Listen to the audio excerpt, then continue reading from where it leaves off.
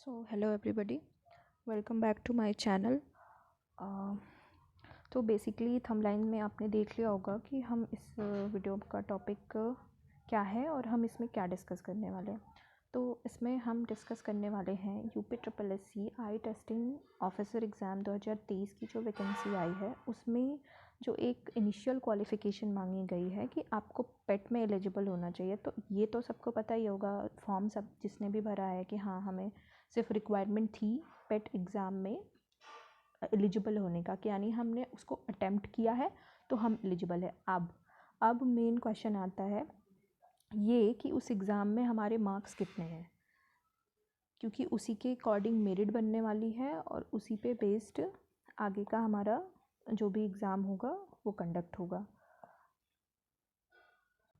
तो इसमें हम बात करने वाले हैं कि पेट में कितने एग्ज़ाम चाहिए देने के लिए, पेट में कितने एग्ज़ाम कैंडिडेट के होने चाहिए, जिसको हम सेफर साइड में लेंगे। दूसरा हम बात करने वाले हैं कि एग्ज़ाम की डेट कब तक आएगी, जिसके बारे में अभी हमें कोई भी नॉलेज नहीं है। और किसी भी एग्ज़ाम को प्रिपेयर करने के लिए, स्ट्रैटेजी बनाने के लिए हमें ये पता होना चाहिए कि एग्ज़ाम का पैटर्न क्या है, एग्ज़ाम का सिलेबस क्या है और एग्ज़ाम कब होने वाला है और हमारे पास कितना टाइम है उस सिलेबस को कवर करने के लिए और उसमें कितने और क्या कुछ पूछा जाने वाला है। तो इसके बारे में अभी हमें कोई भी नॉलेज नहीं है, तो हम एक एक्सपेक्टेड चीज़ लेके चल सकते हैं कि इस डेट तक हमारा एग्ज़ाम होगा।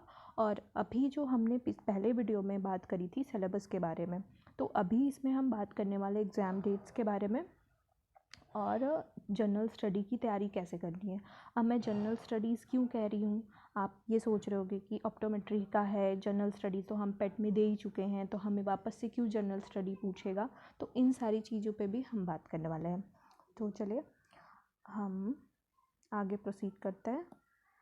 तो अब अगर हम इस टॉपिक पे बात करने वाले हैं कि क्या है, ठीक है, पेट में कितना नंबर होना चाहिए हमारा तैयारी के लिए। तो इसमें 3 क्राइटेरिया के बेसिकली लोग आते हैं, 2 3 तीसरे जो सेफर साइड में हैं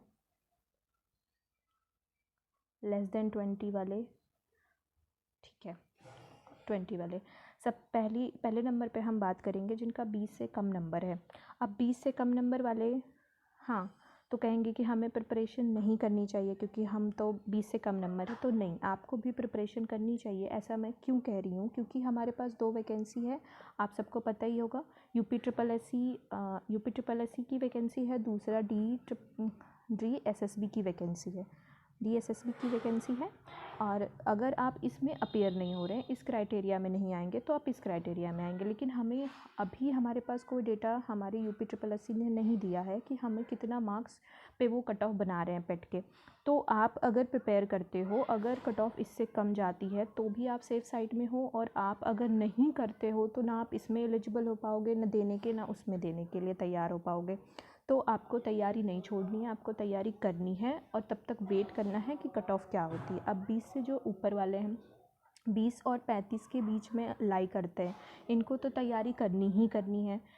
इन्होंने ही फॉर्म भरा होगा DSSB का, तो DSSB की तैयारी करनी है और उसके साथ साथ इनकी वो तैयारी भी होती रहेगी। और जैसे ही डेट आएगी, कंफर्म हो जाएगी, तो उन्हें पता चल जाएगा कि हाँ हम क्वालिफाइड हो चुके हैं, तो अपनी तैयारी को और फास्ट ट्रैक कर देंगे। अब जो 40 वाले, इनको तो भैया सबसे पहले ये क्लियर कर लो कि तुम्हें दोनों एग्ज़ाम देना ही देना है, क्योंकि 40 से ऊपर कट ऑफ नहीं जाने वाली। मैं क्यों कह रही हूँ, इसलिए कह रही हूँ क्योंकि हमारे पास अब थोड़ा सा लॉजिक लगा के देखो कि जितने भी बच्चे होते हैं वो साइंस बैकग्राउंड के होते हैं, उनका वैसे भी जो ह्यूमैनिटीज़, हिस्ट्री, पॉलिटी, ज्योग्राफी जो भी पेट में पूछा जाता है, मैथ्स, इन सब चीज़ों में वैसे भी रुचि बहुत कम होती है। और उन्होंने अगर दिया है तो वैसे बहुत कम है जिनका स्कोर 40 और इससे 60 और इस तरह की रेंज में जा रहा होगा।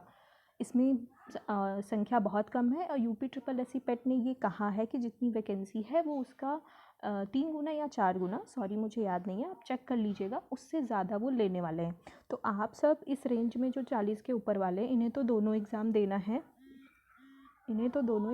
है, तो ये इस चीज़ के लिए प्रिपेयर रहेंगे कि हमें दोनों एग्ज़ाम देना है। DSSB का भी देना है, फॉर्म उन्होंने भरा ही होगा, जहाँ तक मेरा एक्सपेक्टेशन कहता है कि उन्होंने भरा। UPSSC पेट भी देना है, तो ये हमने डिस्कस कर लिया। तो भाई 20 वाले भी तैयारी करेंगे DSSB को मेन टारगेट मान के, जो 20 और 35 के बीच में है वो दोनों तैयारी करेंगे, लेकिन DSSB को मेन मानेंगे। जब कंफर्म हो जाएगा कि हाँ हम एलिजिबल हैं तो दोनों को UPSSC और DSSB को लेके चलेंगे। और जो 40 की रेंज में आ रहा है, 35 और 40 के बीच में आ रहे हैं, वो अभी से दोनों के लिए लग जाओ, ठीक है। चलिए अब हम आगे बढ़ते हैं, दूसरे क्वेश्चन पे हम बात करेंगे, ठीक है।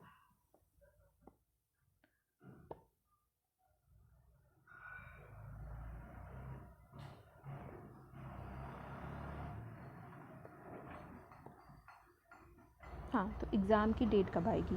एग्ज़ाम की डेट के बारे में ना हमारे पास प्रीवियस ईयर का क्वेश्चन पेपर है और ना ही हमारे पास कोई ऐसी एक्सपेक्टेशन डेट हमें बताई गई है। तो अभी क्या है कि अभी ये सुनने में आ रहा है कि मामला कोर्ट में है, ठीक है, कोर्ट में है, तब भी हम ये मान के चलते हैं, क्योंकि अभी इसके पहले 2 वैकेंसी आई थी। आई टेस्टिंग ऑफिसर की वैकेंसी के पहले दो वैकेंसी आई थी। पहली डेंटल की आई थी और उसके बाद एक्सरे टेक्नीशियन की आई थी, फिर हमारी वैकेंसी आई थी। तो अभी एक्सरे टेक्नीशियन की वैकेंसी का सिलेबस और डेट नहीं आया है, लेकिन डेंटल वालों का सिलेबस आ गया है। तो अब इसको आधार बना के आपको इसकी तैयारी में लगना पड़ेगा। इसके जो भी क्या बोलते हैं उसको, हाँ, जो भी हमने इसका एप्लीकेशन फॉर्म था उसके 1-2 महीने और 1 से 1.5 महीने के बाद उसका सिलेबस आया था। तो एक्सपेक्टेड है कि हमारी जो डेट ख़त्म हुई है उसके 1 से 1.5 महीने या 2 महीने भी लग सकते हैं, उसके बाद सिलेबस आएगा।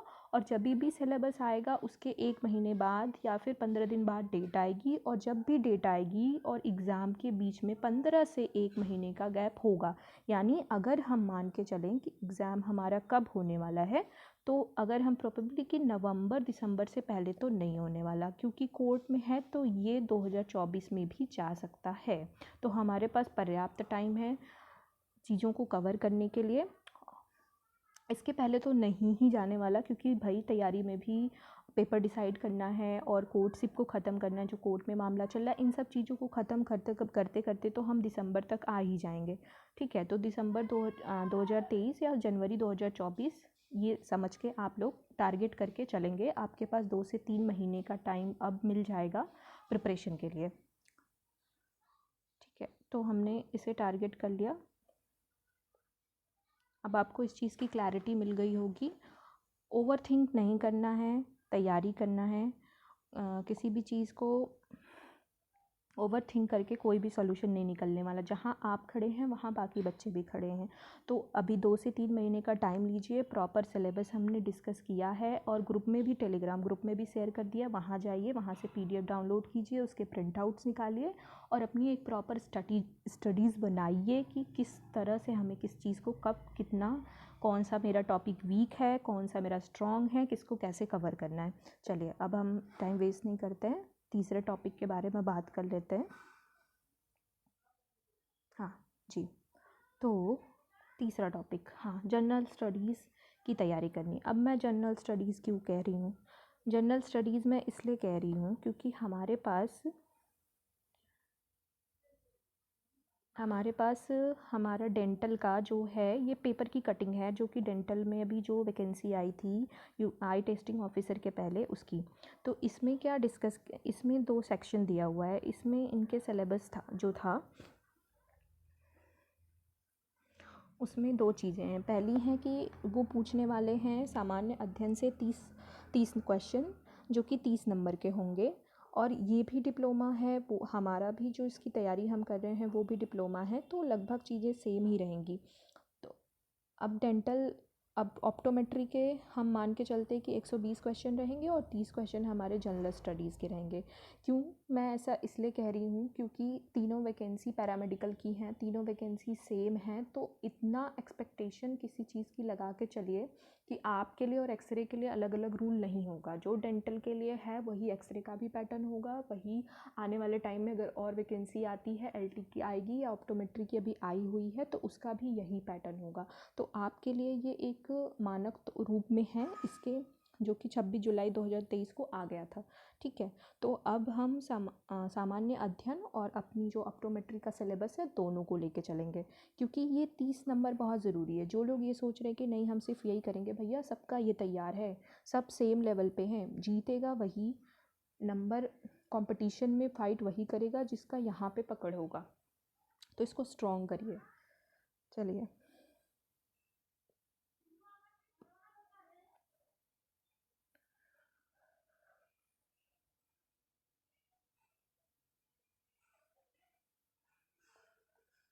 तो हमें क्या पढ़ना है, हम इस चीज़ के बारे में डिस्कस कर रहे थे और कहाँ से पढ़ना है। तो कोई अलग से कुछ नहीं पढ़ना है, जब तक हमारे पास इसकी डेट नहीं आ जाती हम ऑप्टोमेट्री का ही पढ़ेंगे। लेकिन अगर आप पढ़ना चाहते हैं कि नहीं मुझे दोनों को साथ में लेके चलना है, मुझे श्योर शॉर्ट सिलेक्शन चाहिए, तो जो आपने पेट में पढ़ा था, ठीक है, जो भी आपने ज्योग्राफी के लिए, हिस्ट्री के लिए, पॉलिटी के लिए, ज्योग्राफी, हिस्ट्री और पॉलिटी और जीके जिस तरह से भी तैयार किया था, वही सारी चीज़ें, अगर कोई कोर्स लिया था, कोई पीडीएफ फॉलो किया था, कोई बुक करी थी, तो वही सारी चीज़ें कर डालिए, ये इतना हो जाएगा। और जितना पेट के लिए किया था सिर्फ उसी लेवल का करिए, सिर्फ उतना ही करिए, ठीक है।